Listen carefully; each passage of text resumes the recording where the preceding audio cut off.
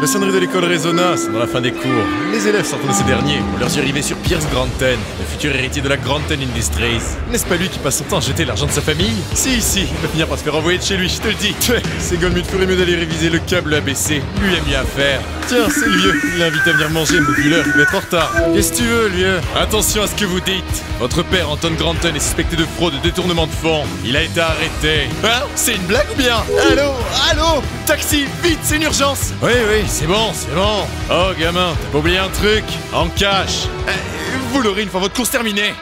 J'ai oublié d'en prendre aujourd'hui. Il a une visa noire, alors maniez-vous. Bah tiens, et lui c'est Charles III. Eh ben il prendra la carte, il y a des millions là-dessus, donc fais pas chier. Mais alors que le chauffeur swipe la carte, le terminal de paiement lui rétorque que la carte est gelée. Il le prend pour un con avec sa fausse carte là. Mais c'est une vraie. Ferme-la et paye, sale punk de merde. Ayant réussi à négocier comme il pouvait, Pierce avait convaincu le chauffeur de le déposer chez lui, lequel ne gêne pas pour l'insulter à peine parti. Il prend les airs de métrosexuel, mais il a moins de pognon qu'un glandu au RSA. Finalement, devant le pavillon de la demeure des Granton, Pierce pousse un profond soupir avant que la porte d'entrée ne s'ouvre devant lui. En sortit sa belle-mère Isabelle Lynch et son demi-frère Brice. La première interpelle Pierce et lui dit qu'à cause des affaires illégales de son père, il a tout perdu. Leur compte bancaire à elle et Anton ont été gelés, et ne reste pour eux que ce manoir. Et il lui reste quoi à lui? Rien du tout. Elle a soigneusement divorcé avant qu'il n'aide à révéler toutes ses sombres affaires. Brice lui dit qu'un déchet comme lui ne mérite rien. Il n'a fait que jeter par les fenêtres l'argent durement gagné par leur père. Mais à l'entrée, une sombre figure demande pourquoi le palier est aussi bruyant. Jacob Barney Anderson, le père de Brice Anderson Granton, demande à son impromptu et irritant invité qui il est. Brice lui dit qu'il est le fils d'Anton. En voilà une désagréable surprise. Fils détruit, qu'est-ce qu'il fout dans son manoir? Et comment toi, Brice, as-tu pu trahir père? Ou celui-ci décroche un violent coup de pied sur celui qui s'insurge? Si son père n'avait pas été l'homme le plus riche du Royaume-Uni, il n'aurait jamais fait en sorte qu'il l'adopte. Mais il se doit de le remercier. Grâce à sa stupidité, la confiance de son père en lui et sa mère, il n'aurait jamais pu prendre le contrôle de la Granton Industries. Ils se sont joués des autorités, et désormais tout leur appartient, pauvre héritier de mes deux. Un traître comme lui, on n'en a pas vu depuis les années 40. Il peut faire autant de points Godwin qu'il veut. Il a été le cerveau pensant de la chute des Granton. Le génie, c'est lui et personne d'autre. Jacob, sourire aux lèvres, dit à son fils d'arrêter de jouer avec ses guignols. Il n'y a plus personne pour les arrêter. Bien sûr, père.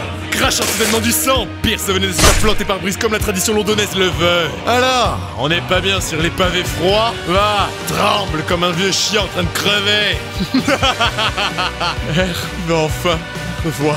Il a fait de son mieux. Les affaires ne sont jamais allées de son côté toute sa vie. Un échec.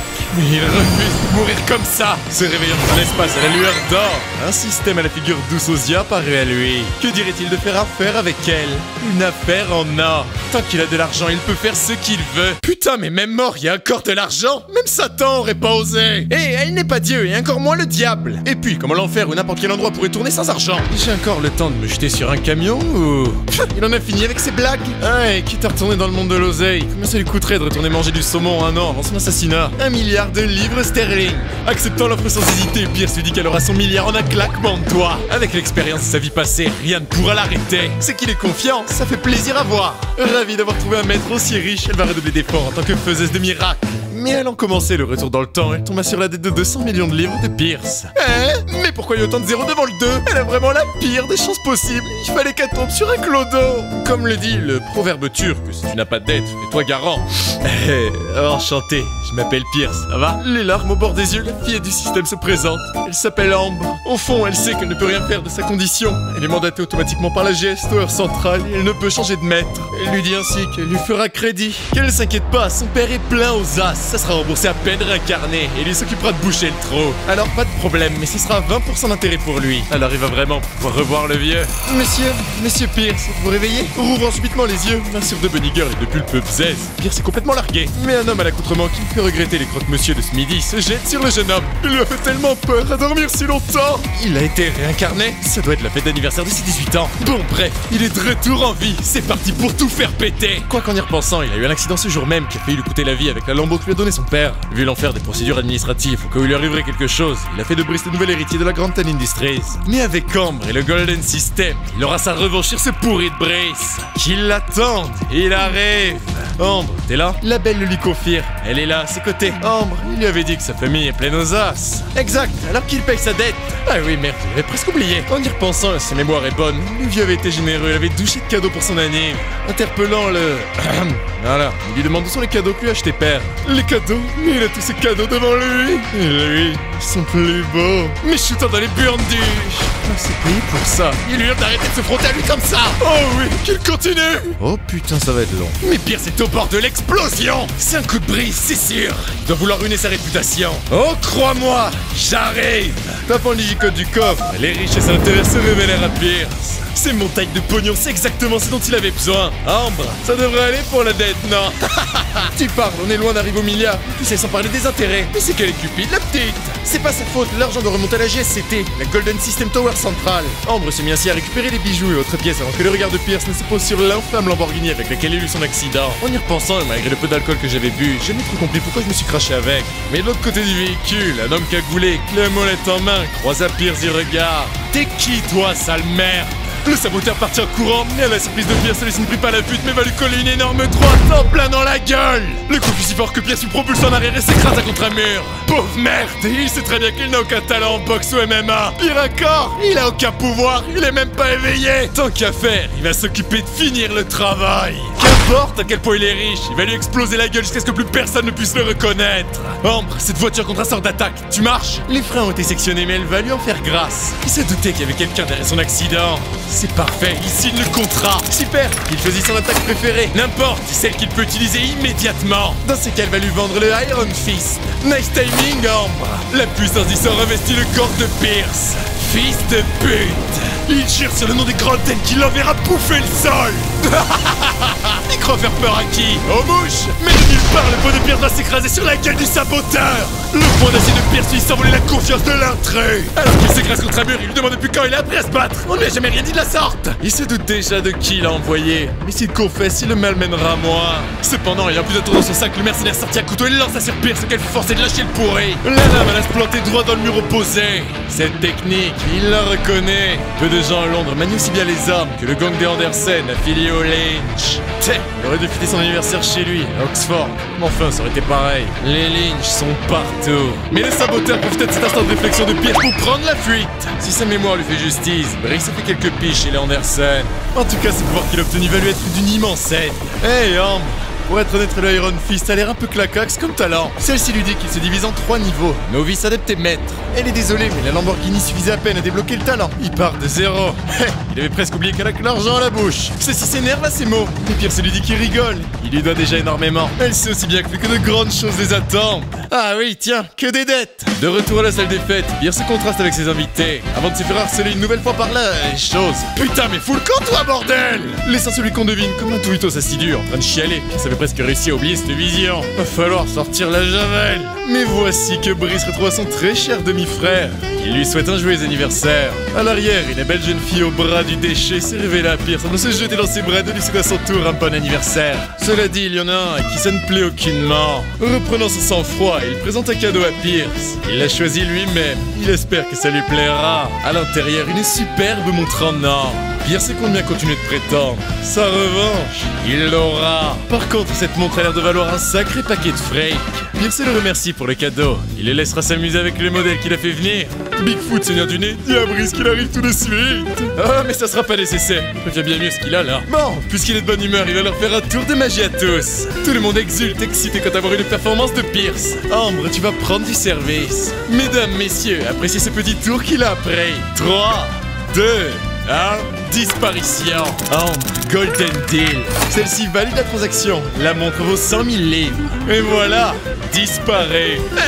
Becker lui demande s'il ne leur joue pas un tour avec Brice. Là, Olivia lui demande où il l'a caché. Ne soyez pas de mauvaise foi, il a un talent, c'est tout. Mais Brice se demande ce qu'il fabrique, ce couillant. Becker, ce colocataire à Oxford, lui dit que s'il arrive à faire disparaître sa montre, il la lui donnera. Suit Lanster avec sa montre, puis Hailey et Clara. Qu'il ne le blâme pas s'il ne revoit pas leur bien.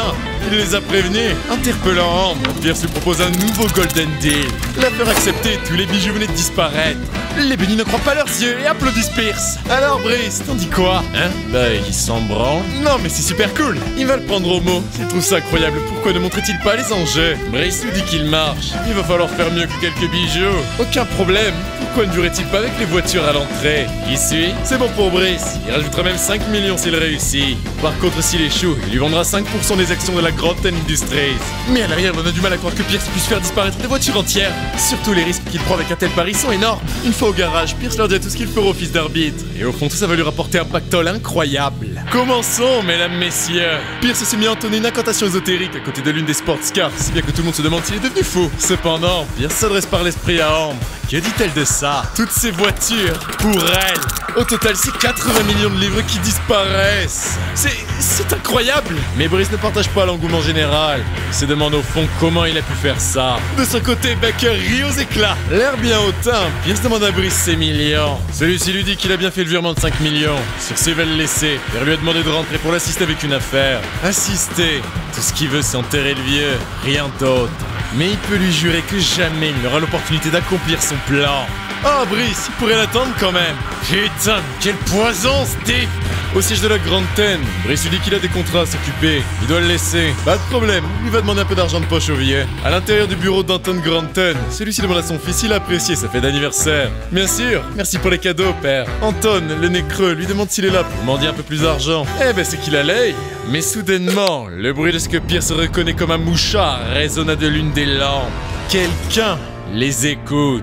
Interpellant Ambre, il lui demande si elle dispose d'un brouilleur. Celle-ci lui répond qu'elle a tout ce dont il a besoin, du moment qu'il peut payer, qu'il choisisse celui qu'il préfère. Il va choisir le Grade 3 pour une break.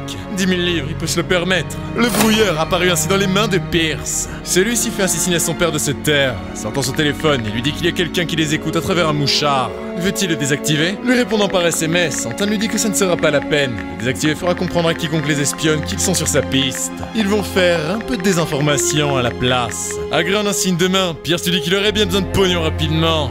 Tout en lui écrivant qu'il va lui donner le brouilleur qu'il allait récupérer au cas où il en aurait besoin plus tard. Mais Anton leur dit de vive voix que leur société est au bord de la faillite. De quel droit il demandait de l'argent? Mais par téléphone, il lui confie qu'il va enquêter sur cette affaire sans plus tarder. Oh, c'est bon, il lui demande juste un petit million, rien de plus. Continuons la mascarade. Anton lui dit que s'il continue, il va lui geler les comptes. Brice écoutait cette petite conversation, le confortant dans la suite de son plan pour récupérer la Granten Industries. Pierce profita du fait qu'ils ne peuvent être vus pour révéler son pouvoir à son père, lequel est ravi de voir que son fils a éveillé du mana. Anton tu lui dis qu'il réfléchira à lui donner ce million. Ses performances à l'école restent le top d'Oxford.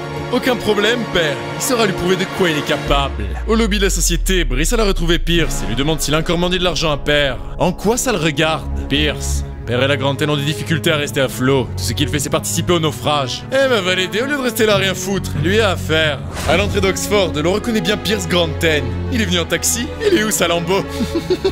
Son père a dû le dégager de son testament. Mais voilà Baker qui arrive avec son physique de demi de mêlée. Cassez-vous de là, vous! Une fois arrivé aux côtés de Pierce, celui-ci demande au semi-remorque ce qui lui arrive. Eh bien, Monsieur Dalder a demandé à le voir dans son bureau. Ça sent pas bon. T'inquiète pas, Baker. Le board d'Oxford ne pourra rien faire contre lui. À l'intérieur du bureau des directeurs de l'université, Justin Dalder confirme à Brice au téléphone que si Pierce échoue au partiel, il sera renvoyé de l'établissement. Ça devrait forcer le paternel à le sauter de sa position d'héritier. Au même moment, voilà que Pierce se pointe à le bout de son nez et demande au professeur ce qu'il lui veut. Le voilà enfin, celui-là! Il a pas honte! Ah, s'il est là pour hurler, il reviendra quand il sera calmé. Petit insolent! Il sera expulsé s'il ne réussit pas les prochains partiels! Merci pour le rappel, il était pas au courant. Non, sur ce, il a envie de voir ailleurs s'il y est. Une fois le bureau quitté, Baker lui demande ce que ce foutu Dalder lui voulait. Ouais, bien fou, il veut juste le foutre dehors de l'université. Attends, mais pourquoi? T'inquiète pas, Baker, il va pas sauter aussi facilement. Au dortoir, il y en a un qui supplie à Pierce de lui apprendre ses tours de magie. Lui enseigner? Pas de problème. Mais au fond, Pierce rigole bien de les avoir tous dupés avec Ambre.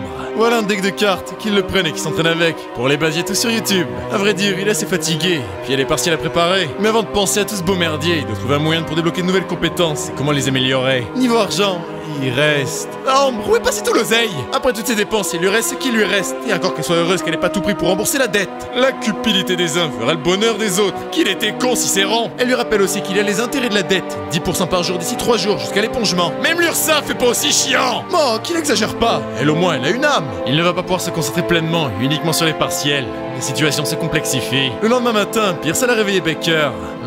5 minutes. Il a réussi au la main les derniers examens. Il va avoir besoin de lui. Pas que les derniers, tous les examens. Du coup, ça cause de quoi? Ça cause de pas grand chose. Il y a l'examen de force physique où il faut taper un sac de frappe avec une force excédant les 200 kilos. Suffit de taper comme un brancos en gros. Aussi, il y a le test d'agilité. Faut traverser une course d'obstacles en 15 secondes. Finir avec les partiels à venir, il y a l'examen des talents au combat. Faut tenir au moins 10 secondes contre le golem. Ouais, jusque-là il est au courant. Mais c'est tout? Bah oui, c'est tout. Mais enfin, c'est pas parce que c'est tout que ça sera facile. Il se rappelle quand il les a passés dans sa vie précédente, c'était une catastrophe. Sans rappel du golem, il a tenu moins d'une seconde. On s'est foutu de sa gueule. Cela dit, cette fois, il doit réussir. Interpellant Ambre et lui demande si elle connaît des moyens de cultiver sa force. Mais bien sûr, Pierce, il y a 4 branches dans lesquelles il peut se verser. Le feu pour le combat, l'eau pour la sagesse, le vent pour l'esprit, la lumière pour la foi. Ouais, c'est bien tout ça, dans lequel il devrait se tourner. Avec elle, il peut voir grand. À esprit libre, univers libre. C'est parti pour le vent alors. Dévoilant à Pierce le tableau des prix des groupes donnés d'éveil du domaine spirituel. Il lui demande s'il a vraiment de quoi se payer ça alors qu'il est déjà bien endetté. Non, mais c'est bien le combat aussi, hein. Et c'est un golden deal. Bon, il va commencer. Il lui reste 10 000 livres. Mais il est passé où son pognon? Qu'il n'oublie pas qu'il peut faire un prêt, avec des petits intérêts bien sûr. De mémoire, les stocks de la Grande Taine avaient abruptement monté peu après son anniversaire. Il a pris sa décision, il va lui emprunter 50 millions. Ça marche pour elle, qu'il n'oublie pas de payer sa dette. Aucun problème, il va se faire des couilles en titanium doré en investissant dans la bourse. Mais voilà que l'heure était au partiel. Les directeurs d'Alder demandent l'attention de tous les élèves. Usant de son talent, le rugissement du lion, sa voix s'imposa au brouhaha. Les derniers partiels de ce mois vont débuter maintenant. Il espère que tous ont bien conscience de l'importance de tenir de bons résultats. Bordel, ces pauvres oreilles lui font mal tellement ce gros lard bugle fort. Petit rappel que selon le règlement d'Oxford, toutes les dernières années qui finiront en deçà de la moyenne seront expulsées. Bien sûr, aucune exception ne sera faite. C'est qu'il ose le provoquer devant tout le monde en plus. Dans sa vie précédente, son père avait soudé Oxford pour qu'il le garde malgré le règlement. Mais cette fois, il ne fait aucun doute qu'il va réussir le test. Tous les étudiants sont aussi confiants les uns que les autres, Pierce y compris. Une dernière fois, personne n'est autorisé à tricher. Ils ont des yeux partout. À la moindre fraude d'un élève, il sera exclu de l'université. Son nom restera gravé dans la honte. Pierce Granten, il l'aura. Il le foutra dehors d'Oxford. Parti professeur devenu président, il en va de l'honneur de sa présidence. Brice était venu en personne voir l'échec de son frère de lui-même, fait qu'un surprend plus d'un, se justifiant auprès des autres. Eh bien oui, il est venu, son frère y participe après tout. La déléguée événementielle du bureau des étudiantes, Charity Cornett, salue ses camarades. Elle donnera les coups d'envoi de chacune des épreuves. La première épreuve sera une course d'obstacles. Le temps requis est de 15 secondes. Le record est détenu par Carson Davis avec 6 secondes 31. À vos marques, prêts? Regardez tous, qu'il regarde la performance qu'il va lâcher. Partez! Démarrant en trompe, Pierce traverse sans erreur le parcours et enregistrera 17 secondes et 77 centièmes au chrono. Pierce passe l'épreuve. Mais c'est impossible! Pardon? Pearl Farley, professeur principal de Pierce, a vu. De son talent, elle a vu ce qu'il s'est passé. Il peut avoir de la chance une fois, il finira par se louper et là il pourra le dégager. Prochaine épreuve, le test de force. Il faudra au moins 200 kilos au compteur pour passer. Le record de frappe est également détenu par Carson avec 479 kilos. Bon courage à tous. Une fois son tour venu, Pierce inscrit un correct 213 kilos grâce à sa technique de frappe. Encore. Oh merde, c'est que ça fait mal. Provoqua Pierce devant Brice. Maintenant la troisième catégorie. Un showdown contre un robot de combat. Pour passer, vous fera tenir 10 secondes dans le ring sans perdre connaissance. Le compte à rebours infernal avait commencé alors que Pierce partit dans des esquives improbables, faisant tomber les secondes une par une jusqu'à ce que... Terminé. Pierce Granten est vainqueur. Mais c'est pas possible. Comme prévu, un jeu d'enfant. Pearl en est convaincu. Ça ne fait que peu de temps qu'il maîtrise son mana, ça se voit. Pourtant, il a le potentiel de marquer l'histoire. Pierce Granten, vous avez triché! Il en est sûr, c'est pas possible autrement! De la triche? Mettrait-il en doute les enseignements de Madame Farley? C'est petit, monsieur Dalder. Monsieur, il n'y a rien pour indiquer que son élève, Pierce, ait triché, qu'il arrête avec ses accusations infondées. Pendant que professeur et directeur s'échauffaient sur le sujet, il y en a qui comptent bien foutre le camp. Mieux vaut pas se mêler des affaires de la glaciale Farley. Pierce a profité du soulagement de son succès au dernier partiel. Surtout qu'il n'a aucune raison de traîner là où Farley met son grain de sel. Pierce Granten, elle attend des explications. Et merde, son talent lui permet de déceler si quelqu'un ment ou non. Il est foutu. Mais voilà qu'Ambre apparaît au même moment, offrant ce cher Pierce un nouveau Golden Deal. Pour 1000 livres, elle lui permettra de résister aux incursions psychiques de Pearl Farley. Ah, encore du pognon. Il marche. Ça lui fait penser, mais Pearl souffre d'une condition rare qui n'a de cesse de corrompre son mana. À l'heure qu'il est, il ne peut servir que d'une infime quantité pour son pouvoir de détection de vérité, mais sa progression pour ses autres capacités a été bloquée de manière permanente. Oui, et en lui donnant cette petite potion, elle retrouverait l'usage de ses talents. C'est flippant qu'elle ait une solution à tout. Ravi de vous voir, Madame Farley. Il a eu vent de petits problèmes qu'elle rencontrerait, et puisqu'il lui doit d'avoir pu passer au aujourd'hui, grâce à ses cours, il a négocié auprès de son père pour lui récupérer ce remède. Et de quoi s'agit-il? Eh bien, c'est un remède assez complexe qui rétablit le circuit interne de mana en opérant un cercle de purification de ce dernier. C'est français, pas mal, hein? Du coup, c'est pour elle. Ça n'explique pas d'où il connaît son problème. Merci beaucoup pour tout, madame. Je vous dois mes études. Et oubliez pas le médoc. Il a échoué à tous les autres examens physiques. Alors comment a-t-il pu passer le partiel? C'est à se demander si tout ce temps il ne s'est pas fait passer pour un étudiant sans talent. Puis ce médicament, usant de son pouvoir sur la potion pour déceler s'il a menti à son sujet ou non. Il n'en revient pas, il n'a pas menti. Buvant ainsi la potion, il sent en elle les effets de la purification de son mana corrompu. Elle ressent tout son pouvoir de nouveau. Ça faisait si longtemps. Son téléphone sonne au même moment. Interpellée, elle décroche. C'est son père, Ace Farley, lequel lui dit qu'il a trouvé un nouveau médecin pour sa maladie. Bonjour, père. Elle le remercie, mais qu'il y croit ou non, on vient de la guérir à l'instant. Au siège de la Farley à Noël, son père lui demande où elle a pu trouver un médicament de purification de mana. C'est son élève, Pierce Granten, le fils d'Anton, son rival, qui lui a donné un remerciement de ses cours. Le fils du vieux requin, hein. Au dortoir d'Oxford, Pierce magouillait sur son ordi. Il a pas menti, c'est vraiment un génie de la finance. Les actions n'ont de cesse de monter. Bien sûr, Baker. Il faut 2-3 conseils. T'embête pas qu'il prenne sa carte, il lui fait pleinement confiance. Eh ben, pour être confiant, il est confiant. Non, mais il peut lui prendre une petite marge. Surtout qu'il a besoin de lui pour compléter une petite mission de rang F. Fais voir ça. Mission de rang E+. Bon, bah déjà, il sait pas lire. Vérité sur le gang de Whitechapel. Localiser le chef du gang de Whitechapel, hein. C'est une mission qui a tout juste été postée sur le mur des quêtes de l'Alliance d'Oxford. Déjà que les missions de rang F partent à toute vitesse, il veut bien savoir que tout ce qui touche au gang de Whitechapel rapporte gros. D'autant plus que beaucoup sont déjà morts à cause d'eux. Mais dis donc, pour quelqu'un qui part jamais en mission, c'est que ça doit en valoir le coup. Merci à leur guilde, il imagine. Après tout, il faut tout juste localiser le leader. Si ça peut aider à le neutraliser, sachant qu'en même temps il pourra monter de rang, c'est gagnant-gagnant. Tiens, ça sent pas bon. Baker, il va avoir besoin de sa voiture d'ici 2 jours. Ok, mais seulement parce qu'il accepte de l'aider avec la quête, hein. Alors qu'il traçait vers Londres en direction du district de Whitechapel, il se demande à Ambre un peu avant leur entrée dans la capitale si elle peut lui localiser le repère du gang. Elle peut lui donner l'info et le faire payer plus tard, selon la quantité de base du gang, ça l'intéresse. Ça marche. Lester Lynch, un éveillé au rang inconnu, lequel siège à l'entrée de la Whitechapel High Street. Lynch, c'est le même nom que cet enfoiré de Brice. Sauf erreur, ce Lester est un cousin. Oh, on va lui mettre la main dessus. Ça sera 10 millions pour le trouver sur un rayon d'1 km². Adieu, les très chères actions. Vous allez me manquer. Une pauvre minute plus tard, Ambre déconcertée révèle à Pierce qu'il est introuvable autour de la Whitechapel High Street. Que dirait-il de mettre un peu plus d'argent sur la table? 20 millions et c'est son dernier prix. Bingo, Pierce, elle a mieux. Elle a le bâtiment. C'était rien autre qu'un pauvre front. C'est comme ça qu'on appelle les bars qui trampouillent dans la magouille. Blanchiment d'argent et tout le tralala. Pour le coup, ça manquait pas leur réputation. Tiens, voilà des clients. Ils se font pas le tabac. Baker dit à Pierce qu'il vaudrait mieux ne pas se mêler aux affaires de ces types. Bah alors, t'as la trouille ou je rêve? Hé toi au bar, où est ton patron? J'ai affaire avec lui. Comment il parle lui? Pauvre gosse, c'est pas un endroit pour eux. Qu'ils partent avant qu'il ne leur arrive malheur. Gaffe à comment tu parles. Pierce joue là son premier coup de poker.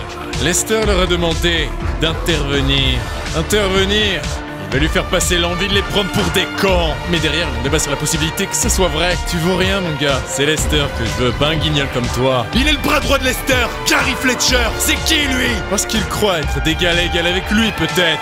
Gary, fous le corps. Va dire à ton patron que je l'attends. Ta comédie marche pas, gamin. Qu'il est con, mais qu'il est con. Ça, tu l'as dit. Il est lent, les putain qu'il est lent. Ambre, envoie un brouilleur. 200 livres pour le moins cher. Couvre 200 mètres carrés et dure 10 minutes. C'est plus cassé, il marche. Devine qui c'est qui leur a confié tout le hangar pour faire leur blanchiment. Ce qu'il raconte, suffit d'un bouton pour couper le signal, sauter les lumières, faire péter les lieux. Regardant leur téléphone, tout le monde constatait avec effroi que le signal a bien été coupé. Attends, c'est des conneries, c'est pas possible. Une dernière chose, messieurs. Gary oscillait entre rage et terreur, terré dans son mutisme devant la démonstration de Pierce. Regardez tous, regardez son pouvoir. Oh, convertis-moi donc cette table. Il l'appelle juste pour gratter 3 sous. Il faut une première marche à chaque belle histoire. Mais la table a disparu. C'est du matos spirituel, non? Ces genres de biens ne courent pas les rues, ils sont utilisés pour monter les structures éphémères puisqu'on peut les dématérialiser à souhait. Dans tous les cas, ça confirme ses dires. Il n'est pas quelqu'un à se mettre à dos. Oui, il est désolé. Ils sont sur les nerfs en permanence, qu'ils ne le prennent pas personnellement. Suffit pour les excuses. Il a plus urgent sur le dos, qu'ils retournent vaquer à leurs occupations. Et surtout qu'ils se rappellent de lui la prochaine fois. Oui, monsieur. Comme Lester l'a fait venir pour leurs affaires, il va lui montrer la réserve. Il n'est pas encore retour d'ailleurs, mais ça ne saurait tarder. Une fois rentré, quoi de la fuck? Une légion d'armes, un véritable arsenal militaire se trouvait sous les yeux de Pierce. Plus doute possible, ils sont sur une opération et c'est du lourd. Ils doivent avoir besoin de les transporter, ce qui veut dire... Gary, il est pressé, alors ils vont s'occuper d'amener tout le matos là-bas. Mais intérieurement, oh, à toi de jouer. Toutes ces armes, ça vaut facilement plusieurs centaines de millions. Fais-toi plaisir, c'est la maison qui régale. Bordel, ce type est incroyable. Ouais, y a pas à dire, Lester sait avec qui faire affaire. Mais à l'entrée, un homme leur hurle que le dit Lester Lynch arrive. Pire moment possible. Lester Lynch, chef du gang de Whitechapel et l'un des criminels les plus recherchés de Londres, venait de faire son entrée en scène. Baker, déjà peu rassuré par le dépassement de fonction de Pierce, se voyait déjà condamné. Oh Baker, ressaisis-toi, espèce de fragile. Il se passera rien tant qu'il est là. Si le mouvement et tout se passera parfaitement bien. Oh, ok, Lester, je te laisse t'occuper du reste. Halt, vous êtes qui au juste? Lester, il leur a bien demandé de s'occuper du transport des armes, non? Comment pourrait-il leur demander ça s'il ne les connaît même pas? T'es con, tu fais exprès! Attends, ce type, il les a dupés? Baker, faut courir maintenant! Fuyant pour leur vie, Pierce et Baker étaient pourchassés par tout le gang de Whitechapel. Il veut pas crever là! Baker, va falloir y aller! Les deux étudiants et membres de la prestigieuse guilde de l'Alliance d'Oxford ont combien retourné la situation. D'un coup de poing, Pierce signale le premier KO. Baker à son tour enchaîna plusieurs sublimes mouvements et s'est débarrassé de plusieurs membres du gang sans effort. Mais une arme chargée de menaces fila vers lui et c'est Pierce qui plongea pour sauver Baker. L'arme se planta droit dans un arbre voisin. On lui dérobe ses biens, on tabasse ses hommes. Il ne laissera pas s'en sortir vivant. Est-ce qu'il s'est bien fait comprendre, les deux pauvres guildes de merde de rêve? Il va leur révéler le gouffre qui les sépare. Baker terrorisé, si c'est foutu, ce type est au moins avancé, voire même pire. Juste avant que le coup de touche, Pierce bondit en arrière. Alors il peut esquiver. Pas mal, gamin, mais qu'en sera-t-il pour ce coup? Foudroiement du dragon du tonnerre.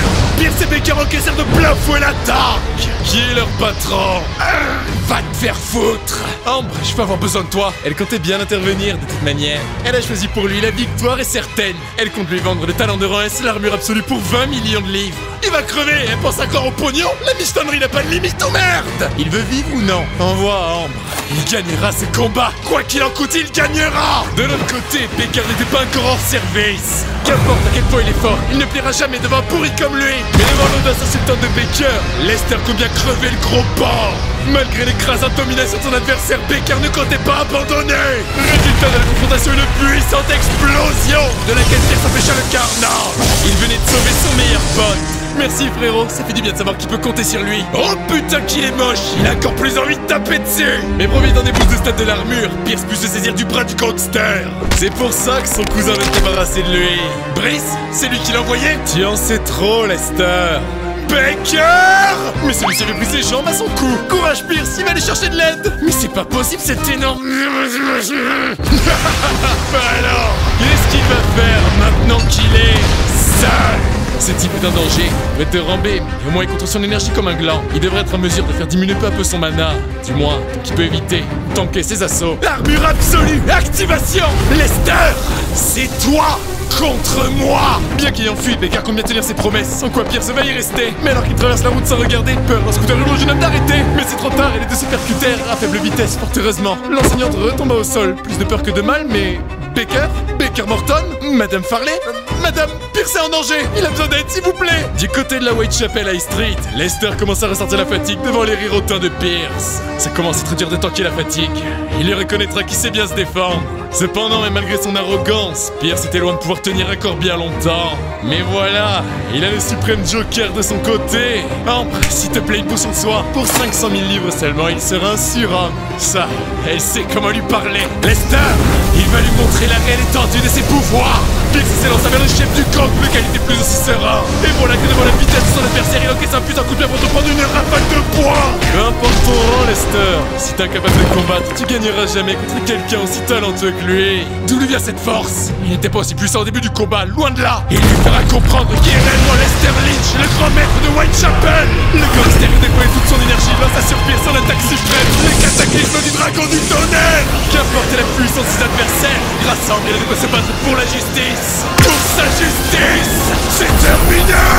Mais face à l'impossible résistance de l'armure absolue, c'est le bras de Lester qui est rompu. Impossible. Son bras. Espèce de bâtard, rien ne pourrait aussi bien résister à son cataclysme. Ce combat est terminé. D'un coup sec, Pierce envoya Lester KO. Cette victoire était ma destinée. Quelques cartes bancaires, une clé rose. Ambre, régale-toi. Ah, attends, une clé rose? Oh, il t'imagine déjà ce qu'il doit y avoir dedans, tiens. Hey, il ira voir ça à l'occasion. Ambre, qu'est-ce que t'as récupéré? Seulement 800 000 livres. Ce type la dégoûte. Comment peut-on être aussi pauvre? On s'y est sauvé. Cela dit, Pierce se demande si Baker va bien. Départ raisonné sur les fracas. Pierce, ils sont là pour le sauver. Baker, attends. Cette voix. Mais devant le gangster assommé, Pearl n'en revient pas. Il a battu le leader du gang de Whitechapel à lui seul. Il ne fallut guère longtemps aux forces spéciales pour arriver sur les lieux du carnage et apprendre les membres du gang, Lester compris. Pearl félicite ses 2 élèves. Ils ont complété une mission de rang E+, et lui Pierce a réussi une mission, assaut sur Whitechapel de rang B. Ah, attendez, comment ça E+?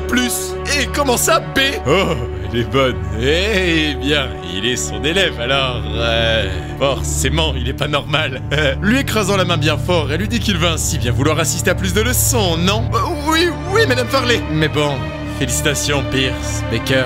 Qu'il passe à l'hôpital pour un check-up avant de revenir à Oxford pour compléter la mission. Bien reçu. À bord du véhicule, une fois sorti de l'hosto, Baker supplie Pierce de lui dire comment il a fait, mais celui-ci lui dit qu'il a juste eu de la chance, rien de plus. Lester avait peut-être de quoi un éveillé de rang B, il ne vaut pas plus qu'un D. Cela dit, ce n'est pas comme s'il pouvait lui dire à propos de l'armure absolue. Ah, tiens, les actions se sont cassées la gueule. Bon, il les a vendues au prix fort il y a 1 heure.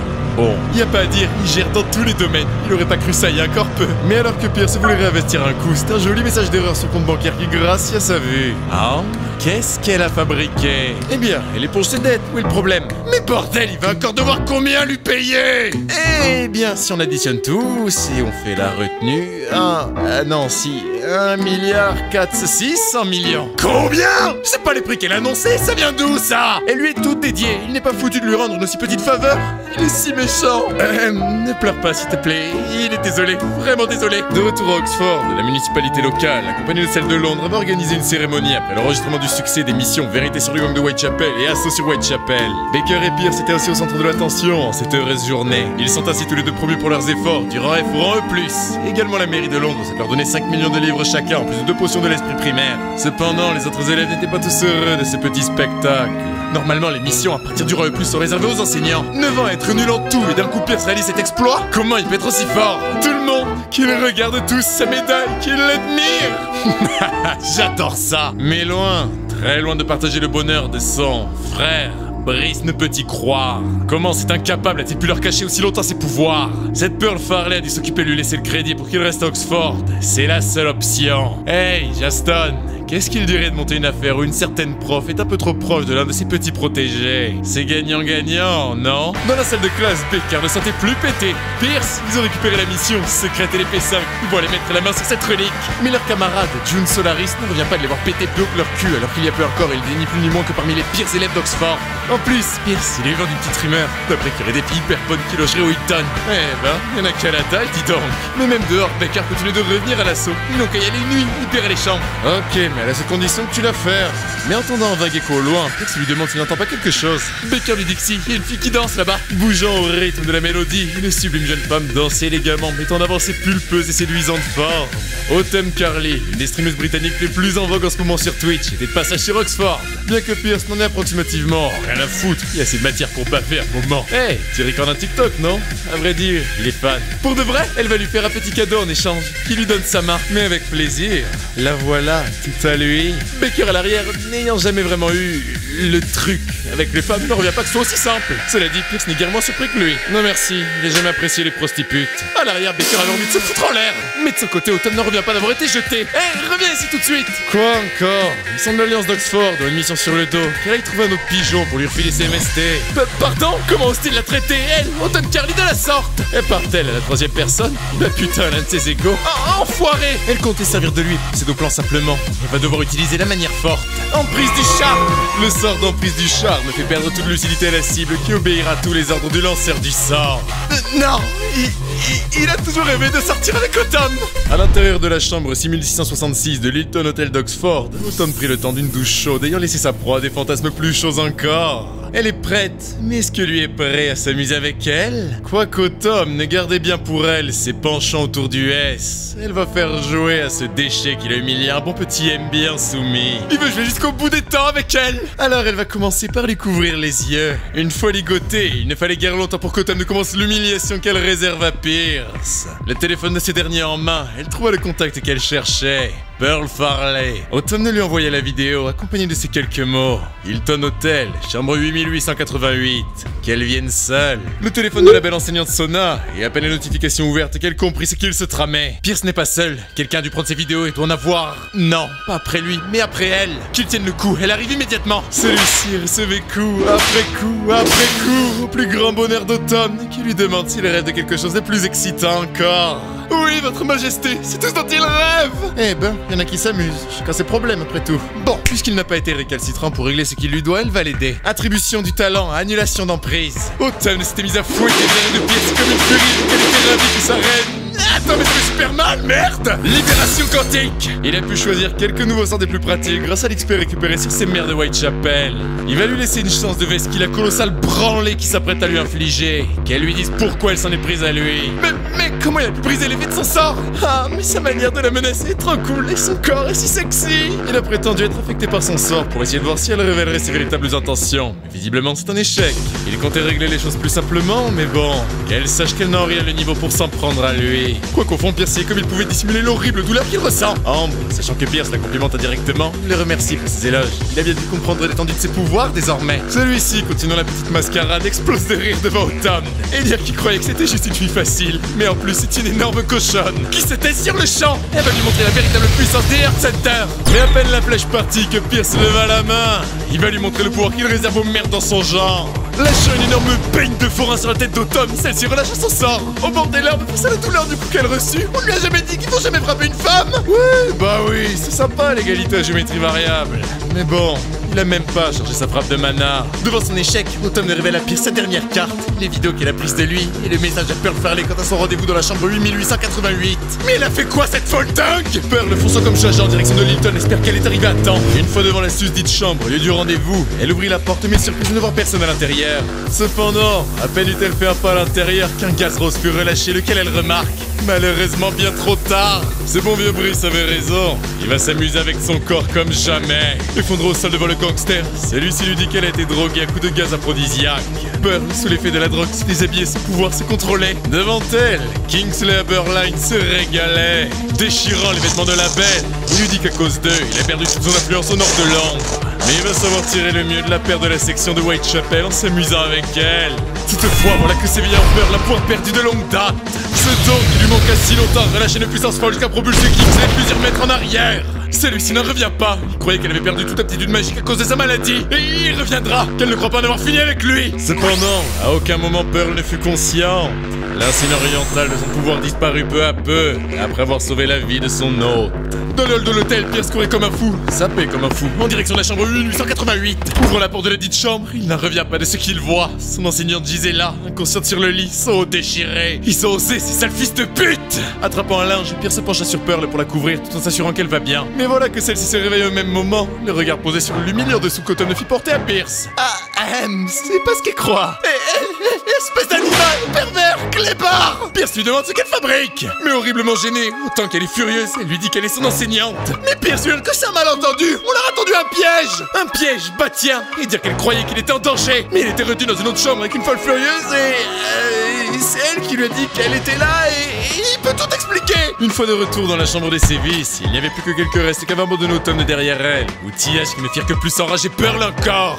Alors c'était ça qu'il voulait lui montrer. Va crever, gros pervers! Lui-même au bord de l'implosion à cause des sales tours d'Autumn, Pierce demande à Hope de la lui retrouver. Il va l'enculer si fort qu'on l'entendra beugler à l'aide sur la lune. Mais celle-ci lui demande avec quel argent. Il a déjà oublié qu'il n'a plus rien. Plus rien. Elle a oublié la récompense de la mission, peut-être. Ah oui, en effet. C'est bien du coup, ça va éponger les intérêts. Oh, dis que tu déconnes, STP, putain! Le lendemain, Pierce a continué son entraînement spirituel. Ça va prendre un certain temps pour arriver à canaliser le mana pour ses nouvelles techniques. Cela dit, il n'y a plus de temps à perdre.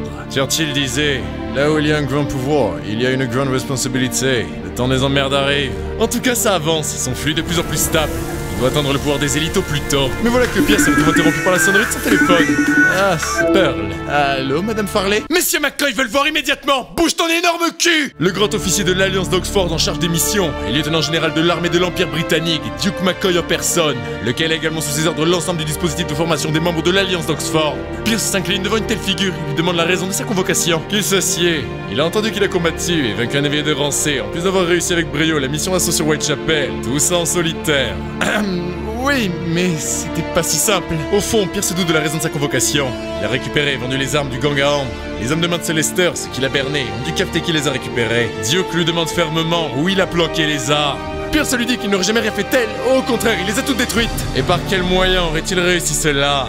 comment dire, il dispose d'un pouvoir unique qui, bien que loin d'être si puissant que ça, permet d'aspirer et d'échanger un objet quelconque contre des quantités de mana proportionnelles. Cela ne peut toutefois se faire sans remplir bon nombre de conditions, bien sûr, lesquelles imposent notamment de posséder le dit objet. Comme il doit sans doute le savoir, il a ainsi manipulé les hommes de Lester pour qu'ils lui confient ses armes, pouvant ainsi les troquer contre du mana qu'il a ensuite utilisé pour vaincre Lester. Diokan reste un temps muet, avant d'esquisser un sourire. En voilà un pouvoir formidable.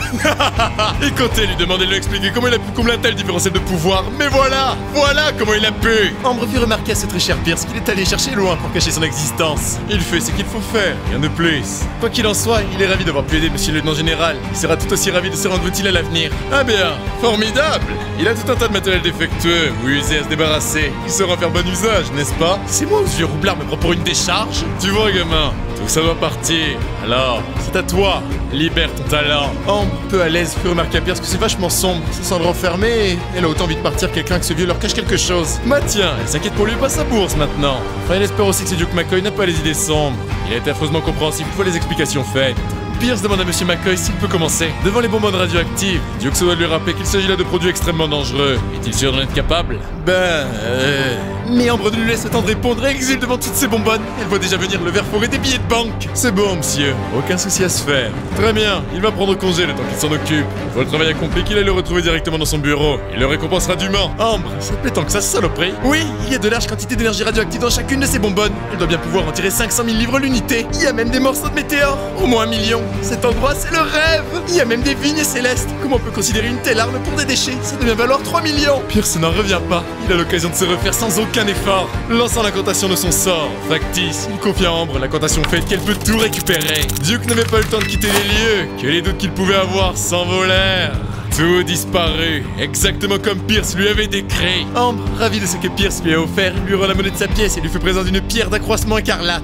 Celle-ci va lui permettre de considérablement monter son niveau, avec pour seule contrepartie une extrême fatigue temporaire. De son côté, Duke est véritablement ravi, lui qui était sceptique et vraiment osant de tenir un élément aussi prometteur. Fou de joie, il lui reconnaît que son talent excède de loin ce à quoi il s'attendait. Mais Pierce, épuisé à cause de la pierre d'accroissement, lui demande si tout ce dont il avait besoin. Il aimerait prendre congé. Mais au grand dam de Pierce, Duke lui propose de travailler avec lui. Il apprécie sa proposition, mais il ne se sent pas avoir les épaules pour supporter le poids des responsabilités qui lui incomberaient. Plus que déçu de devoir essuyer ce refus, Duke ne compte pas pour autant abandonner.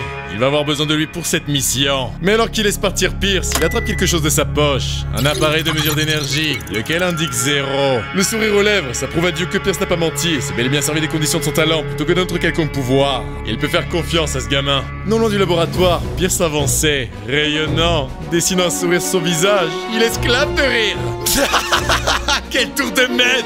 Ambre, ils vont s'en foutre plein les poches! Celle-ci lui dit qu'au total, il vient d'éponger 233 millions de livres de sa dette. Plus qu'1,3 milliard et tout sera bon. À peine un peu de change, voilà tout ce qui reste. Si c'est pas beau. Mais voilà qu'un type à l'air sinistre, accompagné d'un autre branque et d'Automne, interpelle Pierce. Alors, c'est toi qui as osé emmerder Automne? Bah alors, Madame la streameuse est là pour une seconde manche? Ça tombe bien, il rêvait de pouvoir faire sentir au goudron à quel point il pue la merde. Vous voyez à quel point il est dangereux? Perry, la raclure aux cheveux plus artificielle qu'un dragibus et éveillé de rang F, dit à Pierce qu'ils vont s'occuper de sa gueule. Richard, complétant le duo au look des bouteilles Prime, lui assure qu'ils ne vont pas laisser passer ça. Ah non, loin de là! Sortant des shurikens de sa poche, Perry jette ceci sur Pierce. Va crever! Mais évitant ceci de justesse, il reconnaît bien là les techniques orientales du dojo Yamamoto. Quoique devant la rafale, Pierce ne pouvait se contenter de rester planté là. Mais Perry compte bien s'occuper de son cas. Technique des griffes fatales! Embrouir la Pierce d'esquiver. Celui-ci lui demande pourquoi. La technique des griffes fatales, c'est construire en absorbant des poisons. Ça prend un temps ridiculement long avant que ce soit utilisable. Mais une fois maîtrisé, elle rend le coup encore impossible pour l'adversaire. Et il est supposé battre comment alors? À distance, évidemment. N'a-t-il jamais entendu parler de la série d'éveil de la Power Air Supremacy? Mais oui, merveilleux! Puisqu'il lui a été rentable aujourd'hui, elle lui offrira le nœud le plus adapté gratuitement. Le 5e nœud s'ouvrait en Pierce, le Power Air Judgment. La main inquisitrice du jugement apparut fit le procès de l'assaillant de Pierce. Perry prit le coup plein fouet. Cependant, Pierce dut se concentrer un masse moment pour regagner le contrôle de son flux de mana. Il ne s'attendait pas à ce que ça soit aussi puissant. Cependant, il demande à Ambre pourquoi il n'y a que le 5e nœud et pas les 10 directement. Déjà, il a tout sauf les moyens de les offrir et surtout lui donner exactement ce dont il a besoin. Ok, du coup, il suffit d'aller tabasser le dernier. Autumn ne voyait déjà ce tour venir et à juste titre puisque Richard ne supporta pas plus d'un coup.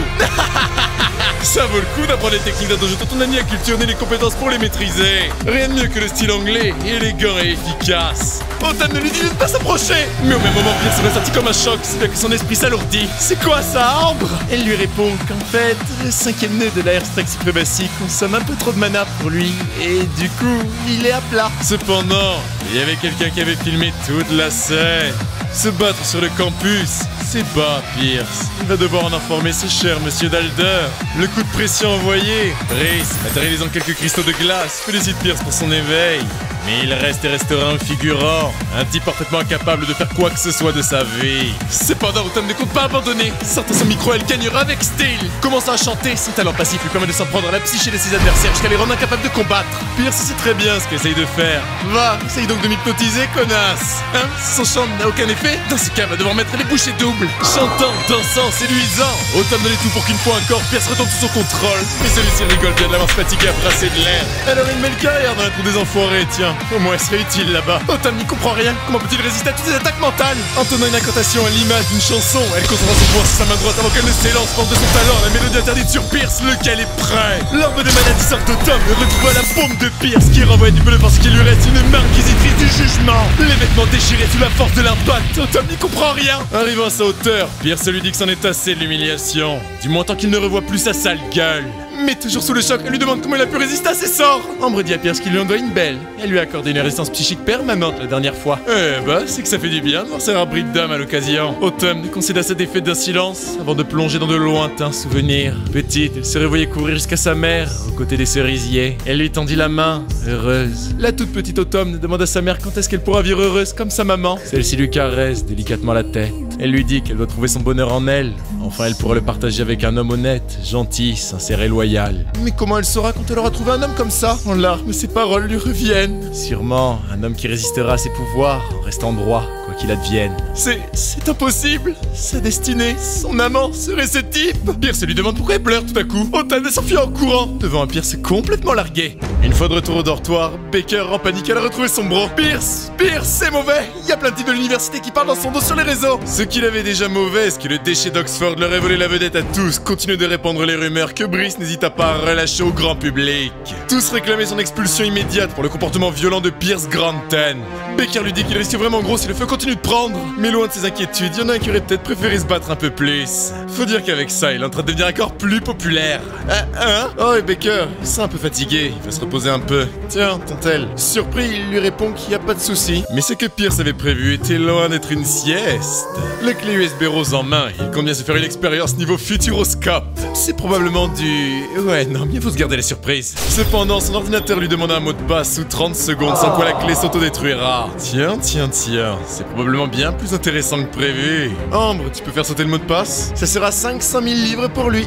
Putain, c'est qu'elle se met bien celle-là. Mais acceptant tout de même de payer, Pierce put rentrer le mot de passe qu'Ambre lui donna. Et une fois déverrouillé, c'est une map monde qui apparut, révélant différents points liés, en plus de classifier chacune des régions du globe en différents niveaux de danger. Mais une fois zoomé sur la carte, du côté du Royaume-Uni, il y a toute une zone qui devint rouge.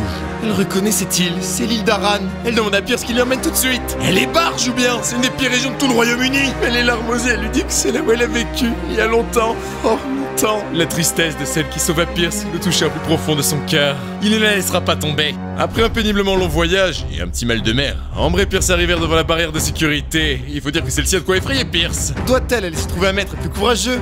Non, il va y aller. Elle lui dit qu'elle ne pourra jamais oublier sa terre natale. Elle doit y retourner. Mais bien vraiment dans tel enfer? Comment dire? Elle est sûre qu'elle ne s'est pas trompée ou... Non, elle en est sûre. C'est là où elle est née, là où elle est partie. Bon, alors on y va. Cela dit, Ambre se veut rassurante. Tant qu'elle est avec lui, la pollution radioactive ne l'atteindra pas. Nickel ça. En tout cas, il va se donner à fond. Mais après quelques minutes à peine de marche, Ambre retrouva des impacts de météores. Elle est sûre que c'est là d'où viennent ceux qu'ils ont récupérés au labo. Pierce lui dit que c'est plus que normal. L'île d'Aran à travers l'Écosse, une possession du Royaume-Uni. Cela dit, ça sent la richesse à plein nez. Ambre lui dit qu'elle sent une dent de dragon non loin. La voilà. Ces plantes sont particulièrement rares. Mais alors que Pierce s'apprêtait à récupérer la fleur, qu'un d'argent débute en surprenant ces derniers. Ambre lui crie de ne surtout pas toucher à la fleur, qu'il s'éloigne vite. Ah merde, c'est pas bon ça. Esquivant comme il peut l'assaut, la queue va s'écraser sur le sol.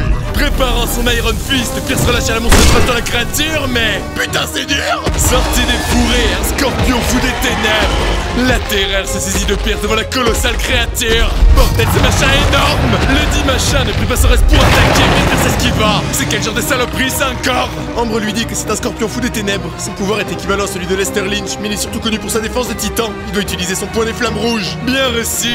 Il va massacrer cette pourriture. La frappe toucha, et comme le sort est magique et non physique, le scorpion tombe à raid KO. Récupérant la dent dragon, Pierce sait très bien qu'il n'a pas le niveau pour le tuer d'une frappe. Du coup, il faut courir. Sprintant comme un fou taré, il commence à sentir la fatigue. Est-ce que le scorpion les suit? Ambre lui dit que non, il ne pourra pas retrouver leurs traces. Cela dit, félicitations, la fleur dite dent de dragon vaut pas moins de 50 millions de livres. Hein? Mais attends, on va la récupérer, bordel! Et qu'est-ce qu'il en aurait fait de toute façon? Force, c'est infernal! Allez, ils n'ont pas le temps de traîner ici. Dans le même temps, Brice et compagnie d'automne étaient curieux quant à pourquoi ce fou avait pris un bateau pour Aran. Mais enfin, il a bien fait de coller un tracker sur lui. Ils vont pouvoir s'occuper de son cas à l'abri des regards curieux. Merci, Pierce. Merci de me faciliter la tâche. Je vais pouvoir faire d'une pierre deux coups. Après une bonne heure de marche, Pierce et Ambre arrivèrent au bord d'un checkpoint.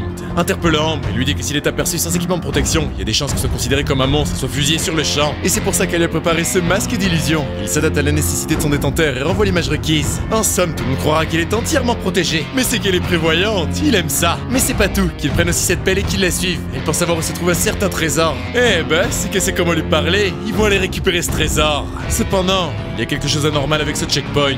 Les tours sont dépourvues de vie et toutes les caméras de surveillance ont été détruites.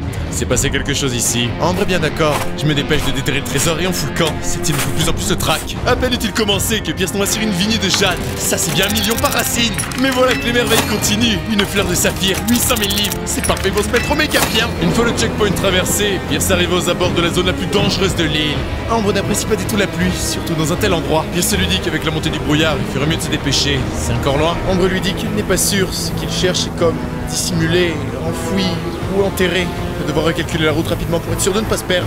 Mais alors qu'elle faisait une nouvelle détection des lieux, elle remarqua une anomalie. Plutôt, dis Pierce, ça te dirait de te mettre en avant devant une connaissance? Comment ça, une connaissance? Non loin, une femme lâchait une puissante frappe dans la gueule d'un mutant. Jadis, ils furent des humains, lesquels ont perdu leur humanité à cause des polluants des lieux. C'est la belle Pearl qui combattait là, mais devant le nombre de croissant de ses ennemis, ce combat était loin d'être terminé. Esquivant une nouvelle attaque, elle relâcha un violent coup de pied sur le crâne du monstre. Mais touchée par l'une des créatures, elle retomba difficilement, bien qu'heureusement elle n'est pas grièvement blessée. C'est au même moment que Pierce arriva sur les lieux, et notre aucunement il hurla peur de courir. Surprise, elle se retourne et voit un homme tomber des cieux prêt à fracasser sa pelle sur le monstre. La frappe touche à la pleine force, tuant le butant sur le cou. Pearl, prise par l'effet d'illusion du masque, demande à son sauveur qui il est. Nul besoin de le savoir. Lettre à la tête, éveille des ronces sauvages. Le sort reçu de sa dernière montée de niveau prit le contrôle des routes de la forêt pour faire prisonnier tous les assaillants de la belle enseignante.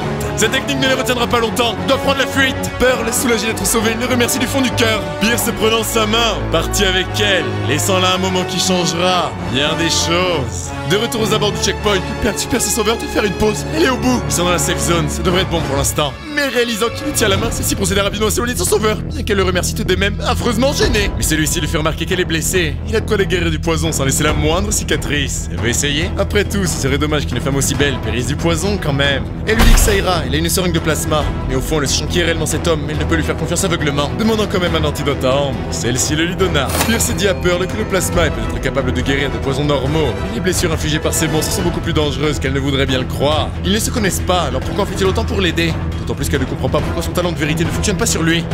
Un héros a-t-il besoin de raison pour sauver une belle demoiselle? Mais elle a vu des piercings. Pearl demande à Pierce comment il peut se permettre de draguer sa professeure. Tombant le masque qui lui dit qu'elle a cassé tout son momentum. Mais bien qu'elle s'en doutait, elle ne revient tout de même pas de le voir ici. Qu'est-ce qu'il fabrique là? Espionnant Pierce et Pearl, Brice et Autumn ne contrastent.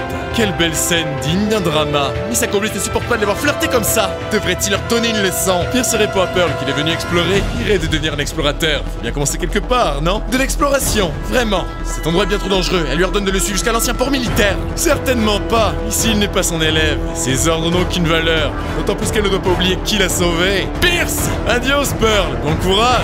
Celle-ci, les regards tristes, se force à l'abandonner. La mission passe avant tout et de toute façon, elle n'a plus de temps à perdre. Le premier checkpoint est bel et bien tombé. Elle doit en informer le département de sécurité de la couronne impériale immédiatement. Alors qu'elle envoie un message à Duke, un bruit attire son attention. Qui va là? Brice est surpris de voir qu'on a abandonné la demoiselle en détresse. Malheureusement pour elle, il a affaire ici. Et les génères ne sont pas les bienvenus. Préparant son attaque aux côtés d'Automne, il compte bien s'occuper d'elle. Pearl leur ordonne de décliner leur identité. Mais alors qu'elle juge de leur niveau grâce à l'œil de détection, c'est typé de Roa, elle n'a pas la moindre chance, surtout dans son état. Une proie ne devrait pas pénétrer l'esprit de son assaillant. Pense plutôt à comment fuir. Tornade de chiffres! Pearl est pourtant loin de baisser les bras. Cependant, elle attaque de plein fouet. À cause de ses blessures, elle ne peut tenir le coup. Pearl perdit connaissance. Évanoui. Brice ordonne à Autumn de la prendre avec eux. Le contrat est rempli. Ils sont enfin arrivés. Ambre lui dit que les cristaux spirituels doivent être ici. Ce qui veut dire que ce qu'elle cherche n'est pas très loin non plus. Le trésor. Oui, les cristaux spirituels doivent être ici. Après tout, une déesse comme elle se sent mieux ici. Le danger et l'adrénaline, ça la pousse à faire des miracles. Mais lui aussi. Et tu sais quoi? D'autant plus quand il s'agit de montagnes de pognon à l'horizon. Par contre, pourquoi elle parle d'elle comme d'une divinité? Elle a pas dit qu'elle n'avait rien à voir avec ça? Comment dire? C'est plus qu'elle n'est pas... Enfin, elle est... À plus tard, cette conversation. Plus important, d'où viennent tous ces foutus mutants? Ceci n'est rien temps pour se jeter sur Pierce, lequel, armé de la sainte pelle, compte bien riposter. Les fracassant les uns après les autres et son âme improvisée repousse la salle du coup qu'infligé Pierce. Oh, il a besoin d'un sort de zone ou quelque chose. Il n'a pas les réserves de mana pour un tel sort. Il doit fuir. Tu déconnes? Elle est où l'adrénaline de tout tralala dont t'as parlé? Oui, bon, on ne peut pas réaliser l'impossible non plus. D'autant plus qu'elle n'a pas envie de mourir. Encore. Comprime, qu'elle le mette au moins sur la piste des cristaux pour les récupérer dans leur retraite. Réfléchis, Pierce. Ces mutants sont beaucoup trop bien organisés pour que ce ne soit pas un coup monté. Il doit y avoir quelqu'un qui compte bien garder protégé les cristaux. Mais ça veut dire que celui qui les contrôle détient un pouvoir largement supérieur au leur pour supprimer leur self-control. Pierce, enfin, un nécromancien, ça existe. Y a pas autant d'éveillés capables de contrôler aussi bien, d'aussi loin autant de mutants. Pas con du tout. Du côté de la safe zone, Brice et Autumn, Pearl avec eux, est allé retrouver le camp de fortune monté sur ordre de Kingsley Line. Bien que l'enseignante soit inconsciente, Kingsley leur ordonne de ne surtout pas s'en prendre à cette femme. Elle vient de la famille Farley et a fait ses comme chez les fous furieux de Tianman en Chine. Elle a un pouvoir de branque en elle. Brice lui dit que de toute manière, cette partie-là du contrat a été exécutée. Maintenant, il a affaire. Après tout, il lui en devait une pour avoir couvert les affaires de son cousin Lester. Maintenant, il va foutre le camp, ça ne le dérange pas. Mais c'était là, non pas un double mais un triple coup de maître. Il avait affaire sur Aran. Il avait besoin de l'aide de Kingsley qui voulait cette femme. Et celle-ci est proche de Pierce. Son génie va le faire gagner sur tous les plans. Plus tard, dans une faille au cœur de la zone la plus reculée, la plus dangereuse de l'île d'Aran, des mutants mis cristaux après cristaux. Il y en a bien trop pour pouvoir faire quoi que ce soit. Mais par contre, ça veut dire qu'elle ne s'est pas trompée sur la source. Évidemment, il n'a pas confiance en elle depuis tout ce temps. Bien sûr que si juste trop beau pour être vrai, voilà tout. Bref, comment on s'y prend? Primo, Ambre lui dit de ne pas se presser. Elle a un plan pour qu'il s'en sorte sans prendre le moindre risque. Ouais, mais ça veut dire que dalle d'XP, ça. Un cristal en main, Kingsley était retourné au cœur de son nouvel ouvrage. La contrebande de cristaux spirituels. Ces cons n'ont pas la moindre idée de la véritable richesse de l'île d'Aran. Ambre dit à Pierce que c'est lui. Cet homme est un marionnettiste mystique, une branche à part proche des nécromanciens. Elle espère qu'il est prêt. Ils vont s'en débarrasser en un seul coup. Mais il est toujours prêt.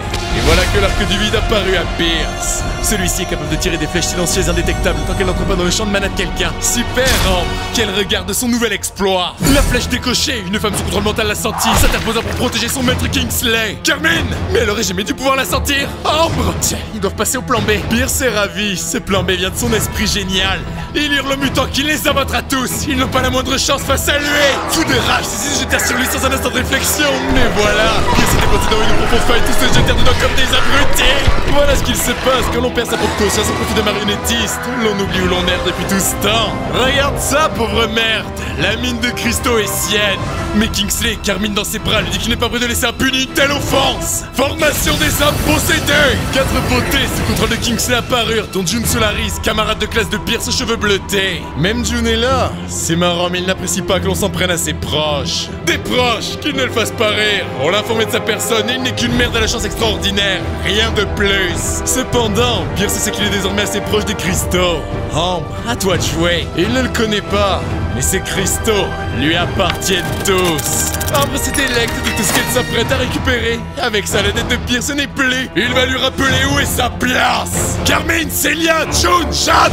Les 4 femmes contrôlées par Kingsley se jetèrent sur Pierce avant de projeter leur lance sur lui, mais il put esquiver. Lettre à la terre, éveil des monts sauvages. Bah alors, elles peuvent plus bouger. Chute de l'étoile flamboyante.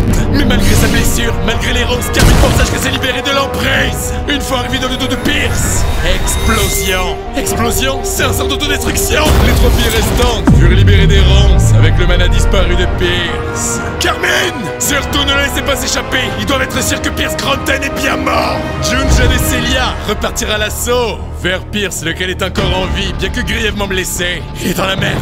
Ambre, réponds, il va crever à ce rythme. Elle veut revoir son village, non? Mais une notification système apparut, signalant à Pierce un changement d'hôte. Une magnifique femme habillée en maid apparut devant Pierce, lequel ne comprend rien à ce qui se passe. Elle va se présenter. Elle se nomme Meryl. On pourrait dire qu'elle est la cousine d'Ambre. Elle est désolée, mais elle va devoir remplacer cette dernière. Pardon? Et à quel moment il a donné son accord? Où est Ambre? L'heure n'est pas à ça. La petite a puisé tout son pouvoir pour le sauver de l'explosion, si bien qu'elle est tombée inconsciente. Elle va bien? Oui, elle va bien. Maintenant pourrait-il se concentrer sur le combat? À moins qu'il ne veuille gâcher son geste. Ok, il va avoir besoin de soins. Par contre, il va lui devoir des explications quant à ce qu'est réellement ce système. Il saura quand l'heure sera venue. Qu'il prenne ça en attendant. Les médicaments à l'intérieur le soigneront totalement. Avalant une pilule, Pierce constate que cette Meryl n'a pas fait mention d'argent quoi que ce soit vis-à-vis de la caisse. La situation doit être critique. Enfin, voilà Pierce de retour à son prime. Il va rendre la raison à June et s'occuper de Kingsley. Mais avant même qu'il ne puisse se préparer à combattre, qu'elles sont déjà là. C'est mauvais, il va prendre la fuite. Meryl, il va avoir besoin de quelque chose pour le sortir de là. Meryl, putain, elle a dit qu'elle voulait le voir vivre il y a un instant. Elle est passée où sa détermination? Sauf qu'au bout de sa course, il n'y avait qu'une falaise et le vide pour accueillir Pierce. Meryl lui dit de ne pas paniquer et de sauter sans crainte. Avec June et Celia juste derrière lui, Pierce se prépara et plonge à droite dans le vide. Putain de système! Plongeant à son tour, Meryl rassure Pierce. Elle ne le laissera jamais mourir. Meryl, les deux retombèrent au sol sans accroc. Mais Pierce lui demande quel est cet endroit? Là où Ambre voulait l'emmener. Le lieu qu'elle appelle maison. Mais pour Pierce, le mystère s'épaissit. C'est un laboratoire abandonné. C'est au détour d'une table qu'il vit une photo. Une photo de sa mère. Mais mère, qu'est-ce qui lui est arrivé? Ça fait 15 ans qu'elle a disparu. Meryl lui dit de ne pas pleurer, qu'il prenne le journal dans le tiroir et qu'il la suive. Mais à l'extérieur du laboratoire... Mon cher petit frère, il aura au moins réussi à aller aussi loin. Pierce, la situation est grave, quelqu'un les a suivis. Comment ça? Elle va lui montrer un passage secret. Il doit se rendre au port d'Arran et rejoindre Liverpool de toute urgence. Mais pourquoi n'a-t-il rentré alors qu'il est sur les traces de sa mère? Et puis, pour Ambre, il aura l'occasion de déterrer les mystères de l'île d'Arran. Non loin du port, Pierce demande à Meryl si elle va rester avec lui ou si Ambre va revenir. Elle lui répond que tant qu'Ambre sera inconsciente, elle restera à ses côtés. D'ailleurs, elle n'était pas surprise quand il a parlé de sa mère. D'où la connaît-elle? Elle a protégé sa mère il y a longtemps. C'est pour cela qu'elle tient à ce que la vérité éclate. La vérité? À l'intérieur du laboratoire secret d'Arran, Brice était fou de rage de ne pas trouver ce qu'il cherche. Pourquoi il est pas là? Il semblerait que Pierre soit parti avec ce qu'il cherchait. Si c'est le cas, c'est tout le Royaume-Uni qui va trembler, voire le monde entier. Mais Autumn était bien loin de ses considérations. Au fond, elle sent soulagée qu'il ait pu leur échapper sain et sauf. Mais le téléphone de Brice l'interrompit dans ses fouilles. Comment ça? Le premier bataillon de secours britannique a sauvé Pearl? Autumn, ils doivent quitter Arran de toute urgence. Le campement de misère de Kingsley était encerclé par les forces de Duke McCoy. Pearl s'excuse auprès de lui, n'a pas pu réussir sa mission. Mais celui-ci lui dit que ce n'est pas de sa faute. Il ne s'attendait pas à ce que l'organisation de la couronne noire prenne le contrôle d'Arran. Mais le regard sombre de Pearl lui dit que Pierce est sur l'île, au cœur de la zone rouge. Impossible! Duke sait à quel point la situation est critique. 50 ans de secrets sont gardés quelque part ici. Duke ordonne à Pearl de rejoindre l'équipe de Nerval et de quitter l'île sur le champ. Il s'occupe de chercher Pierce Granton avec le reste de ses hommes. Compris, monsieur? Voilà une tombe qui n'aurait jamais dû être creusée. Ça fait 10 ans que l'île est déserte, situation plus catastrophique que jamais. Ils auraient dû la couler il y a 50 ans. Cette île est maudite.